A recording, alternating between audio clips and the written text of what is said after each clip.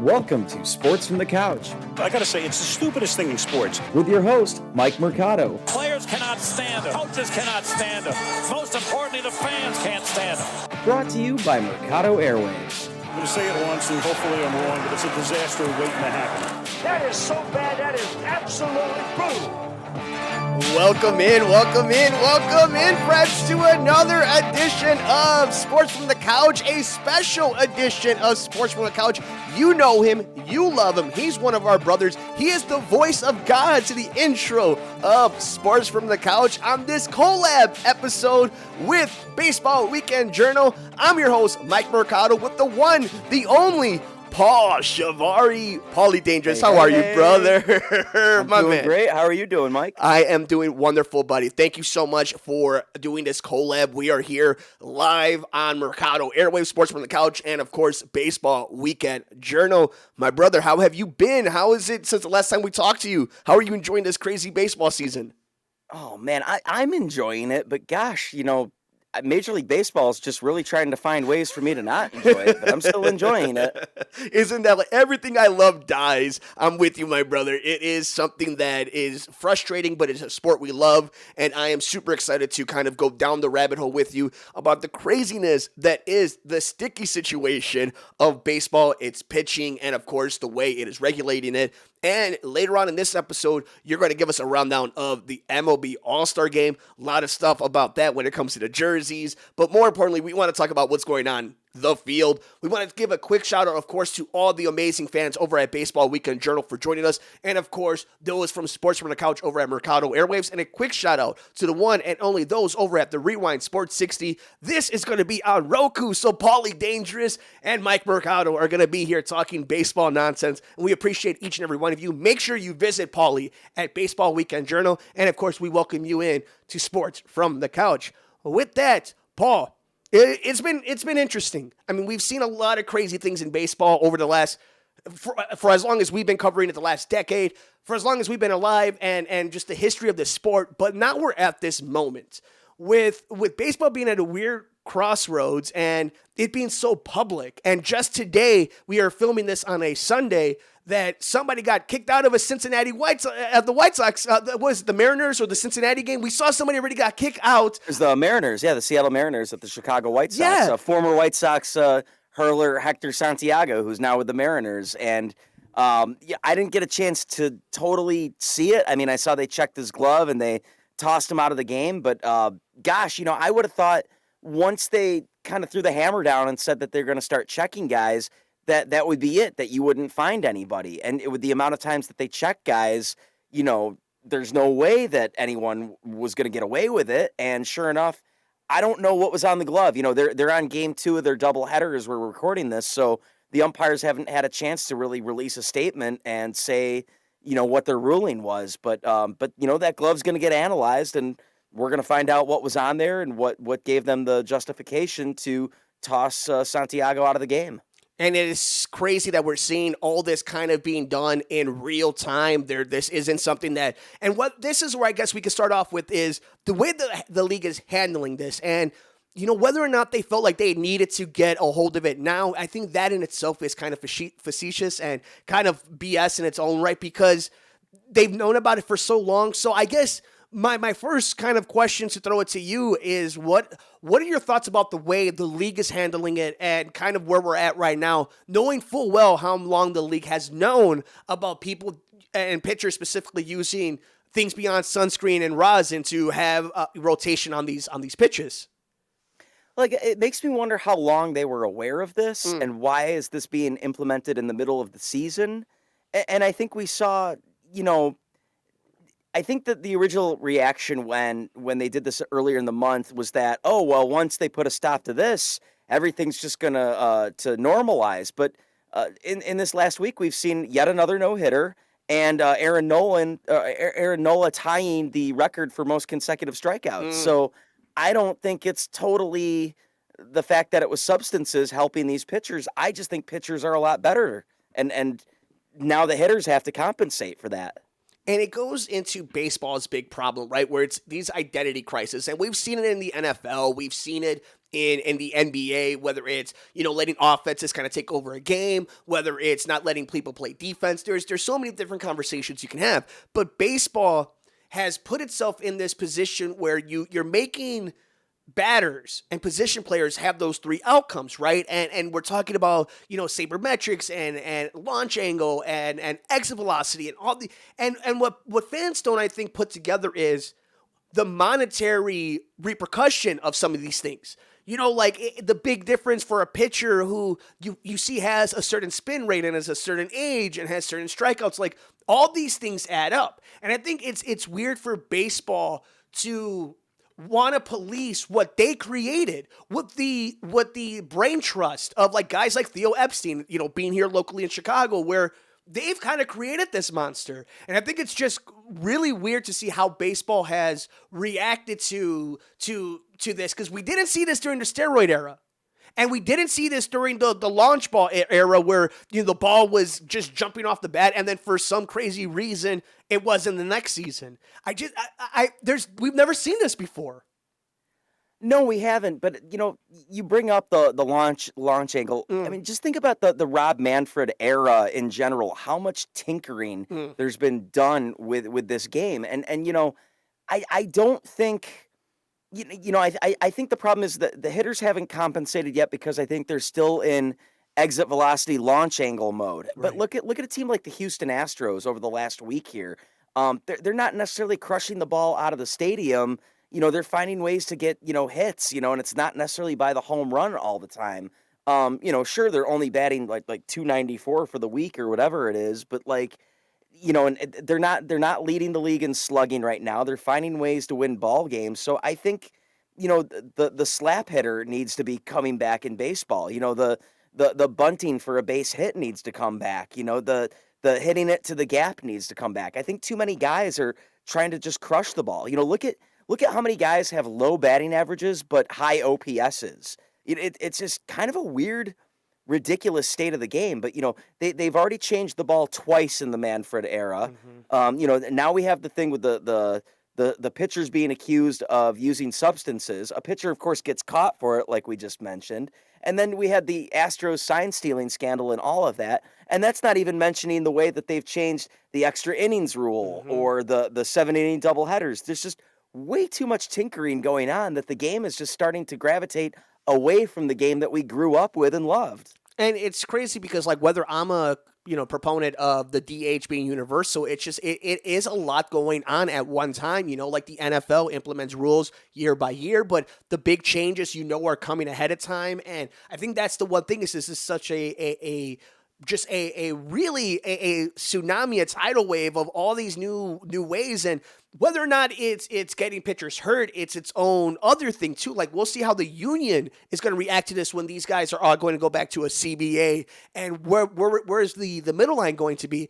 And I think what's really important, and you're listening to Sports from the Couch, a collab with Baseball Weekend Journal, the one and only Paul Chivari joining us here today. I'm your host, Mike Mercado. Thank you so much for joining us. If you're new to Sports from the Couch, welcome in. If you're new to Baseball Weekend Journal, welcome in. Doors wide open. And of course, all of you who are joining us over on Roku from the Rewind Sports 60, Paul Chivari is one of the best when it comes to covering baseball like a blanket. And of course, we welcome you to be part of the conversation here on the show. But what I think it's important, Paulie, is you have pitchers and batters who are playing for their livelihood.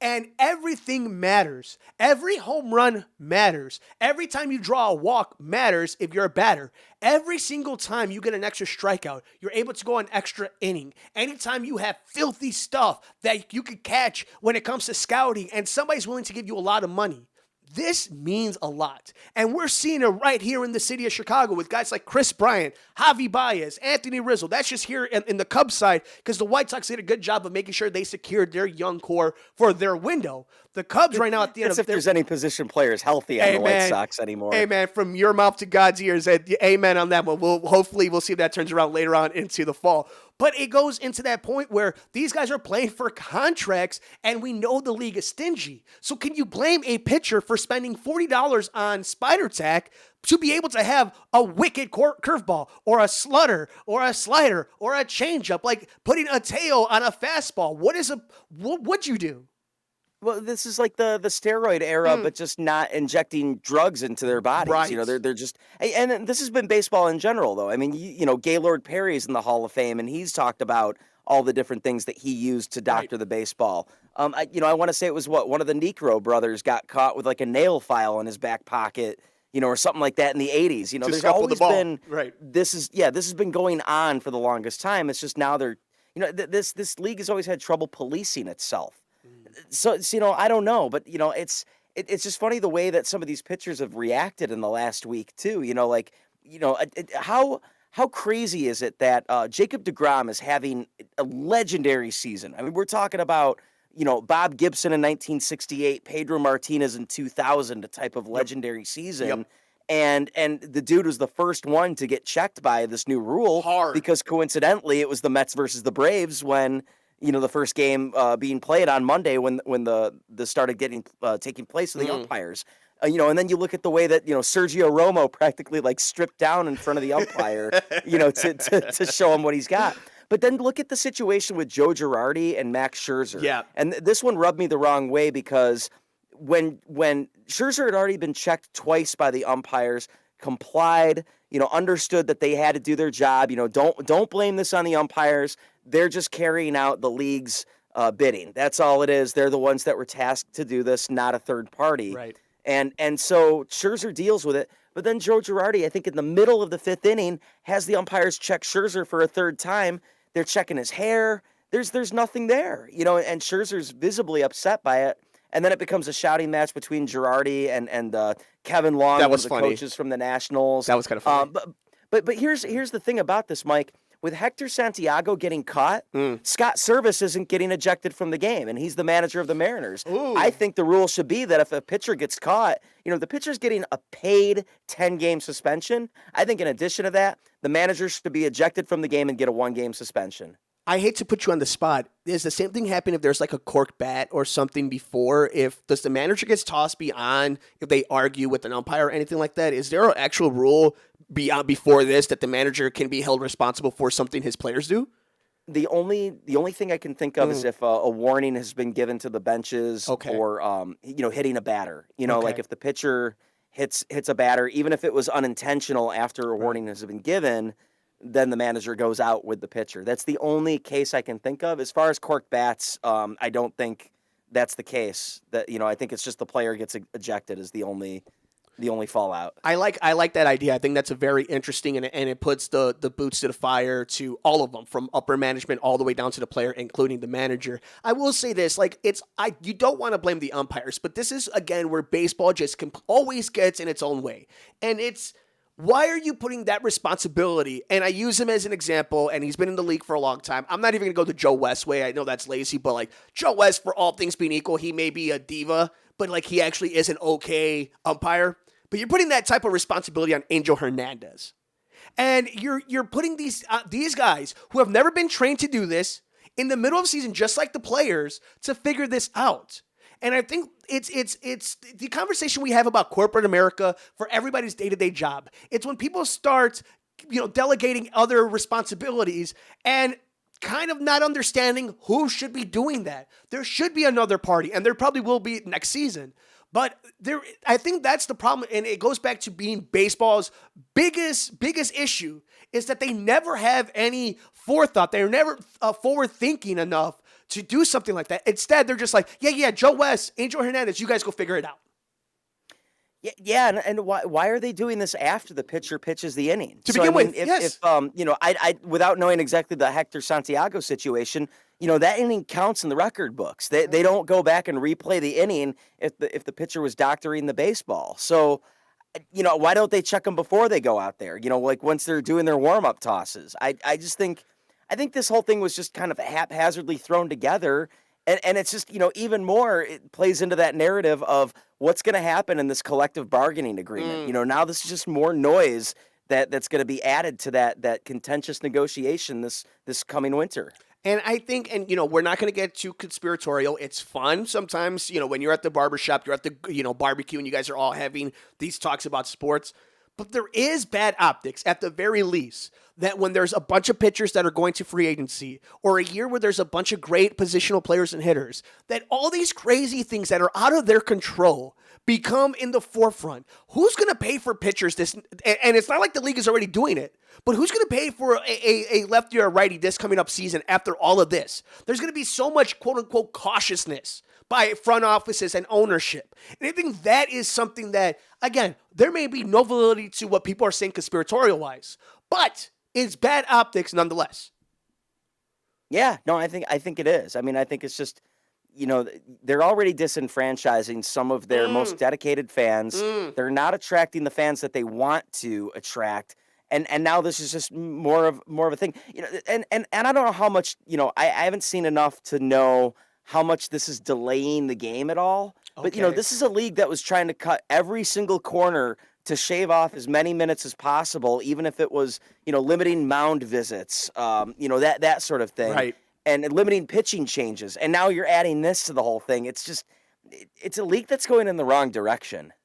And it's frustrating because it's something that could be preventive, but it goes back to what you and I were talking about a long time ago. I've spoke about it here on Sports from the Couch. I know you've done it on Baseball Weekend Journal, is these unwritten rules. And if you're in a league, if you're a entity that has something called unwritten rules and people oblige by them, and there's this whole culture war that's going on within the sport, of course you can't figure out that the thing that's your sport was built on cheating is getting out of hand. And like you said, the only difference is the stuff that's coming out of a lab is external, not internal. You're not digesting it anymore. And that's from what we know about all sports. All these super drugs that they're creating these days, these guys are all super athletes. So that's all a pitcher needs. It's just a little bit of an advantage.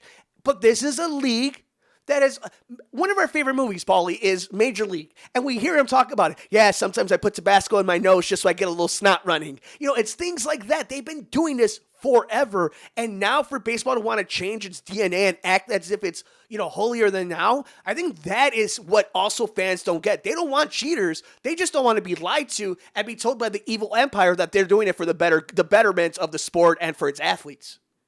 Well, yeah, and I think back to the Houston Astros getting caught with the sign stealing. Like how many years after that took place was it revealed?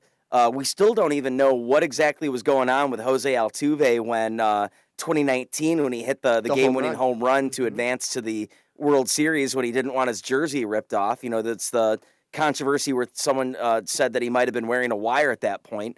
The way that the Astros are vilified when it seems like more than just them were doing electronic sign stealing. Yep. It's weird that the holier than thou mentality isn't just in the front office, but the front office isn't helping the situation by almost victimizing or targeting certain players. I mean, basically everyone gets shamed once they get caught, but they don't do anything to really solve the overall problem to begin with. And it keeps going into a weird circle where when the league thinks it's got things figured out, these players and these franchises, let's not pretend like these owners don't know what's going on. These GMs don't know what's going on. There are literal laboratories in these offices, in these stadiums, with them developing their own special sticky stuff, if for lack of a better term. So I don't know where we go as a league. I don't know where fans go.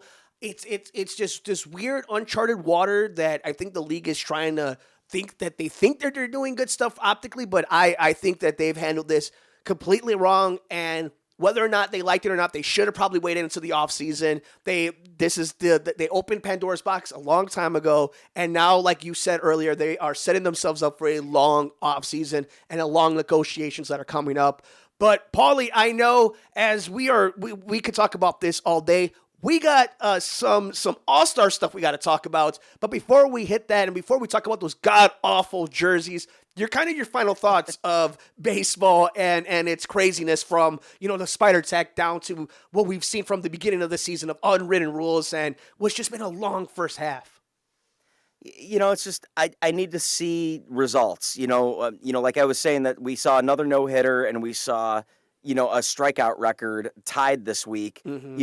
Was this really the problem to begin with? Sure, they took care of something that probably was a problem, something that's been going on for a while, but did they really solve the problem? And if pitching has gotten that much better, why did they change the baseball twice? Why do they keep doing these things? Why don't they just finally take it back to where it was? The game was doing so well 5-6 years ago. Why fix it if it isn't broken? So I don't know. I mean, I think that's my final thoughts on it. That in addition to that too, we keep saying that there's going to be this contentious labor negotiation in the off season, but watch the two sides come to a quick negotiation or a quick settlement. Because that's what happened after 2017. Sure. They anticipated that was going to possibly lead to a strike or a lockout, and it ended up being solved in a matter of like a day or two. It never even really got any media heat on it. We didn't see like what we saw in 1994 with Donald Fair representing the players, and Bud Selig is the acting commissioner. Those guys kind of stepping out every day and wondering, when will we see baseball again? And I think everyone's anticipating that to happen, the 1994 situation. But I have a feeling that it's going to be like 2017, and that it's like, oh, we figured it out right away. But then, then at that point, then I'm mad at the players' union, because it's like, well, the league has done all of these things to you guys, including in the pandemic, the way they handled it and the way they mishandled it. And you guys are just going to bow down and figure this out in a matter of days. There's been a lot of back and forth between Tony Clark, who represents the players and the players union, and not so much Rob Manfred, but we've seen him roll over a couple times, or, put his foot in his mouth a couple times, with saying that the trophy is just a piece of metal. What are we playing for?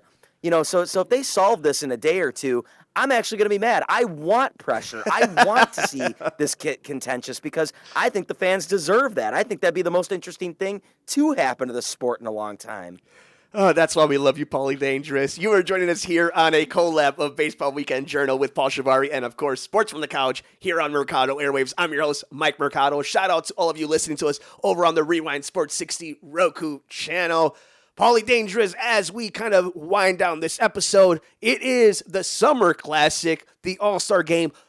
The most horrible jerseys. Just wear your regular jerseys. That's what looks awesome. Well, they do. I mean, they're not, as far as I know, they're not wearing those during the game. They do. That's like the batting practice jerseys, better be, right? I hope so, yeah. But this is baseball, that's Paul. Like how it is every year. They have to have something to sell. Sure. I'm willing to bet in some warehouse somewhere, there's all the Atlanta Braves jerseys, all the Atlanta inspired jerseys that they had to bag out and probably ship over to another country. Well, so they had to scramble and make ones, and they look nothing like what the Colorado Rockies would wear. You know what I'm saying? Like, how every year it's kind of inspired by the home stadium or the home club. Right. Like the ridiculous ones with the Padres ones, where like the letters were all kind of like, like wingdings or whatever they did, like the Padres style from the 70s. Right. So as far as I know, like every fall classic, they're going to be wearing their actual uniforms for the game on the Tuesday, but during the home run derby, it's going to be those generic looking ones with like the logo and the city abbreviation, on the breast. It's it's some of the blandest looking stuff, but at the same time, I don't understand fashion anymore. I think as a soccer fan, I see the way like Nike's kind of ruined the kit for my favorite team. I've seen the way that like Nike's turned football into a fashion show, college football anyhow. I don't understand uniform design anymore. But, as long as it sells, then the league is happy. Yeah, old man yells at cloud today. Paulie Dangerous, give us the what we got for the All-Star Game, my brother. All right, so the Phase 1 finalists. So for those of you that don't totally understand how this works, it's kind of a newer thing. I think they did it in 2019, which was the last All-Star Game. But essentially, instead of the fans just picking straight up the starters, the fans have picked the finalists to be starters. Oh, wow. So now for each position, with the exception of outfielders, you have 3 finalists for each position. And that wrapped up today, where we found out who the 3 finalists were for each position. Now, starting Monday the 28th and going through this Thursday the 1st, fans can vote on who the starters out of that small pool of three players should be. And then those will be announced on the 4th of July. Ooh. And then the game is going to be played, of course, on Tuesday, July 13th. So let me get down to the finalists for each position. Starting with the American League, the designated hitter, Your 3 finalists are the dual threat Shohei Ohtani, which that's going to be interesting because Ohtani might make it in as a pitcher as well. That'd be fun. What are they going to do if there's a DH spot in the game, but the pitcher's in? That's another question for another day. Let's wait until the rosters are finally released before we speculate on that. Yeah. But you've got Ohtani led the DH for the American League, followed by JD Martinez from the Red Sox and Yordan Alvarez from the Astros. Now, because there's no DHs in the National League, they didn't have finalists for that, but I'm sure it's going to be selected by whomever the manager is or whoever the coaches are. Right. They'll probably, whichever guy didn't make the cut that deserved to be there will probably end up being the DH for the National League. But as far as your catchers go, you've got American League, Salvador Perez from the Royals, Martin Maldonado for the Astros, Yasmani Grandal for the White Sox. Wow, okay.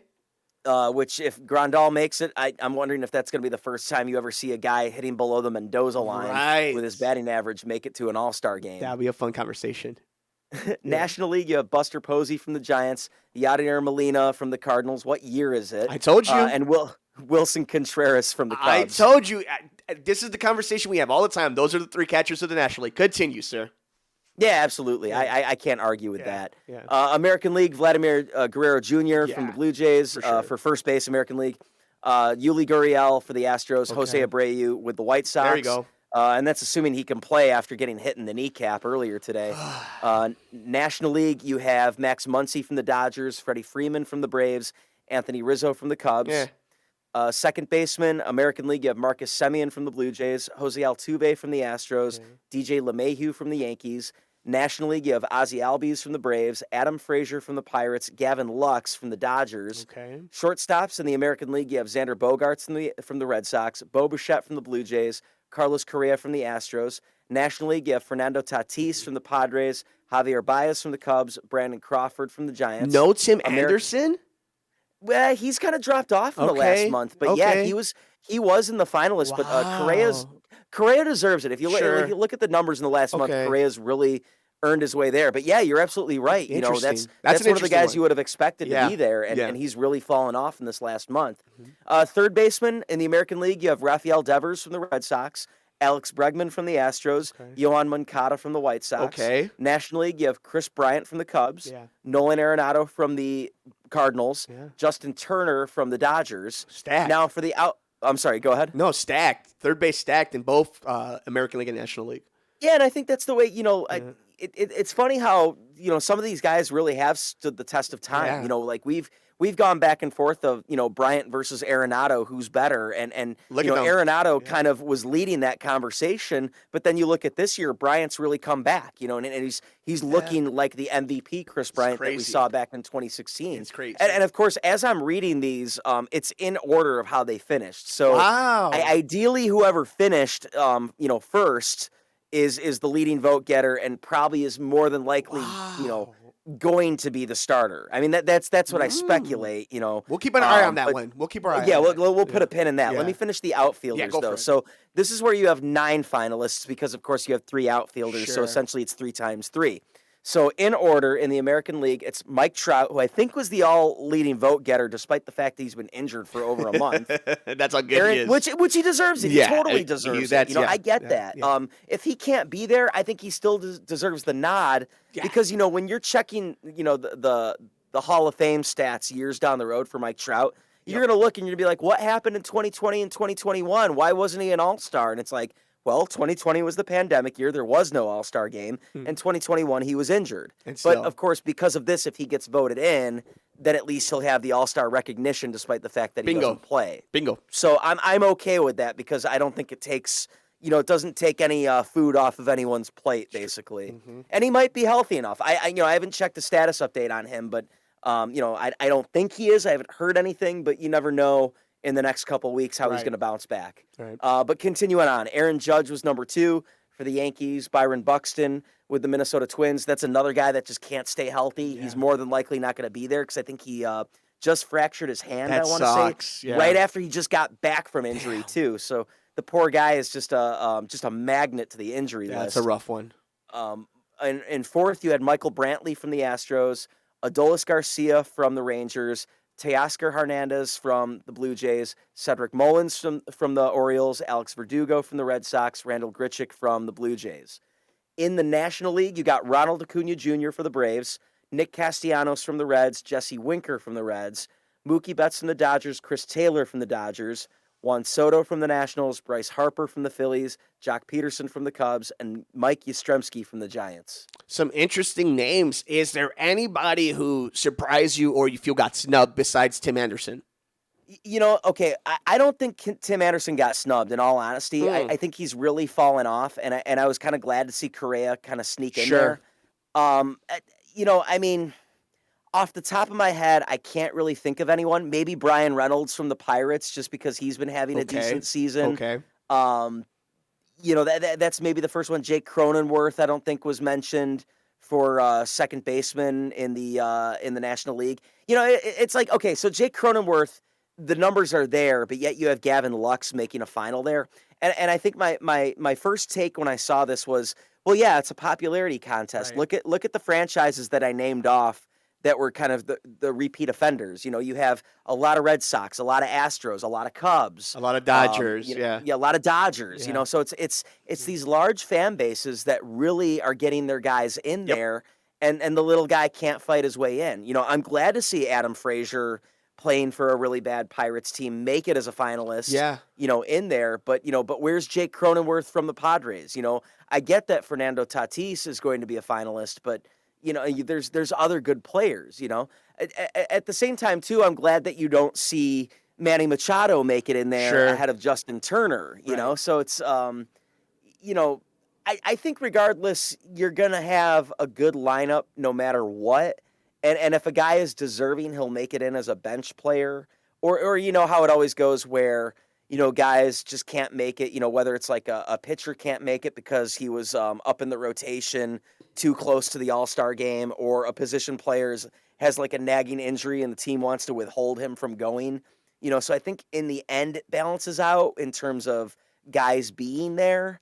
But at the same time, I don't like that they place all of this power in the fans and especially with Google being a part of it now, because it's just the bigger fan bases can stuff the ballot box. And it's funny, as we kind of wrap this up and we carry this conversation to when we actually get the announcement of the teams, I think you're on the right track when it comes to the power going to the fans, and that's kind of the point of the All-Star game, right? But because you and I talked about in the beginning of the episode where all these things are arbitrary, but they add up to these guys' money, I hope at the very least then, if we know that this is going to be a popularity contest, that when the reserves are announced and the rest of the teams are filled out, that people take it serious, because it's going to mean a lot for a lot of these pitchers and a lot of these positional players when it comes to time to make their money. And I think that's what, like you said, basically ballot stuffing when it comes to major markets. You hope that the other guys are able to get some recognition, because it's going to come out and it's going to affect them one way or another later down the road. Yeah, and another guy that I'm thinking of right now that might have gotten snubbed is Jose Ramirez from the Indians. I mean, and part of my thought process going into this too, when I voted, was I wasn't necessarily just looking at 2021 stats. I thought since that there was no All-Star game last season, that maybe 2020 should be factored in. And I think that's why maybe I leaned in a little bit to like Freddie Freeman and Jose Abreu a little bit at first base, or Nelson Cruz at DH a little bit. I think as long as good players are there, we should be happy with the outcome. But at the same time, I feel bad for maybe a guy like Ramon Laureano with the A's. I don't think he was a finalist that was named in the American League, and I think he deserves to be there ahead of Randall Grichuk. That's just some of my thoughts on that. And I know, we're voting on basically this is like a first half of the season award essentially, because you see guys that have like a great start to the season and then end up, falling off after the All-Star game. So we'll see how it all pans out. But I'm just looking forward to the fact that we get to watch an All-Star game this year. No kidding. And the fact that there's going to be fans there and a lot of guys are going to get recognized. And I do appreciate you bringing up the idea of Jose Abreu and some of these guys who are getting recognition from last year, like Freeman. So that's an interesting point to bring up. But Paulie Dangerous, I think that is it for this extravaganza, this co-op episode of Sports from the Couch and Baseball Weekend Journal. As we wrap this bad boy up, where can the people follow you to get all your amazing work every single week? Follow me at Baseball Weekend on Twitter, and my Twitter as well, at Paul Chivari, PaulChivari. You can find the podcast, Baseball Weekend Journal, on Stitcher, Spotify, iTunes, Apple, Google, SoundCloud, wherever you'd listen to your podcasts. Chances are you'll find me there. Follow me on Facebook. There's all sorts of different ways you can connect with the show. Email my show, baseballwj@gmail.com. I love to answer anyone's baseball-related questions, speculation on, what teams should do with their players or where they should go going forward. I'm very happy to talk baseball all the time. He is the man. He covers baseball like a blanket. 365, 52 weeks in the year. He is one of the best in the business. He is Paul Chivari. So if you're new to us here on the Rewind Sports 60 Roku channel, if you are a resident of Sports from the Couch community, go on and join our brother over there. And of course, you can follow us all over the universe. I'm on Twitter at Mike and Media, Instagram, Mike Mercado Media, and be interactive with the show on Twitter at Couch Sports Talk. Like, rate, review, and share us wherever you get your favorite podcast at Mercado Airwaves. And of course, visit us, join us, be part of the community over at the Rewind Sports 60 Roku channel. Don't forget to visit the one and only Paul Chivari on Baseball Weekend Journal. Thank you guys so much for joining us on this special edition of Sports from the Couch here on Mercado Airwaves. Enjoy the rest of your day. Please take care of yourself. Take care of each other. We will see you next time here on Sports from the Couch on the Mercado Airwaves Network. Shout out to Paul Chivari, my brother. I love you. Love you too, brother.